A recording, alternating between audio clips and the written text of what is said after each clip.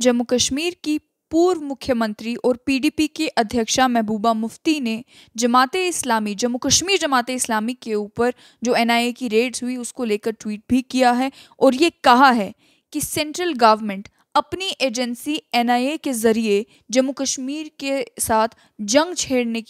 छेड़ रही है।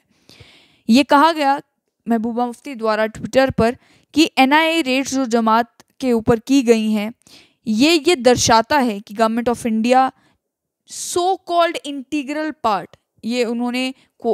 इंटीग्रल पार्ट कहा है जम्मू कश्मीर को, कि सो कॉल्ड इंटीग्रल पार्ट के खिलाफ जंग छेड़ रही हैं। और साथ ही में ये भी लिखा कि एक आइडियोलॉजी को एक बेटर आइडिया से फाइट करने की जगह कोशिश ये की जा रही है कि कोई भी कॉन्ट्ररी थॉट जो है, यानी कि जो थॉट आपके थॉट से मुख्तलिफ है, उसे आयरन फिस्ट के साथ ज़बरदस्ती उसे ख़त्म करने की कोशिश की जा रही है। उन्होंने कहा कि इस तरीके के ऑप्रेसिव मेजर्स टेम्परेरी तो काम कर सकते हैं लेकिन लॉन्ग रन में काम नहीं करेंगे, काउंटर प्रोडक्टिव साबित होंगे। जो फासला जम्मू कश्मीर और पूरे देश के बीच में है वो हर एक दिन के साथ साथ बढ़ता जा रहा है।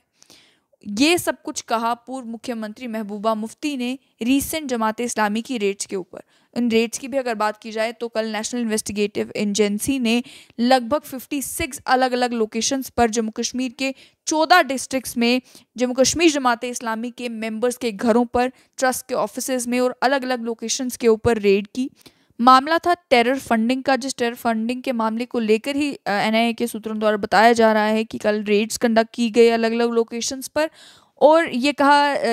इल्ज़ाम लगाए गए हैं जम्मू कश्मीर जमात इस्लामी के ऊपर कि ज़कात के नाम पर, सोशल सर्विस के नाम पर, चैरिटी के नाम पर डोनेशंस कलेक्ट की जाती थी, डोमेस्टिकली भी और अब्रॉड से भी, और उन डोनेशंस का इस्तेमाल फिर टेरर ऑर्गेनाइजेशंस की फंडिंग के लिए किया जा रहा था। इसी केस के रिलेटेड एनआईए ने रेड्स कंडक्ट की ताकि एविडेंस कलेक्ट किया जा सके, इन्वेस्टिगेशन आगे बढ़ाई जा सके और ये मालूम किया जा सके कि क्या जिन ट्रस्ट के नाम आए हैं, जिन मेंबर्स के घरों पे रेड्स हुई हैं, वो किसी ना किसी तरीके से इन्वॉल्व थे इन टेरर फंडिंग मामलों में। और वहीं ये भी कहा जा रहा था कि क्योंकि जमात इस्लामी एक बैंड ऑर्गेनाइजेशन है तो उसकी एक्टिविटीज़ को दोबारा से शुरू करने की कोशिश की जा रही है, जिस कोशिश को इन्वेस्टिगेट करने के लिए कि क्या सच में ये जो मेंबर्स हैं दोबारा से एक्टिव हुए हैं, ये भी पता करने के लिए रेड्स कंडक्ट की गई हैं। साथ ही में आपको ये बता दें कि जमात इस्लामी बैंड ऑर्गेनाइजेशन है। सेंट्रल गवर्नमेंट ने इसे 2019 में पुलवामा अटैक के बाद बैन कर दिया था,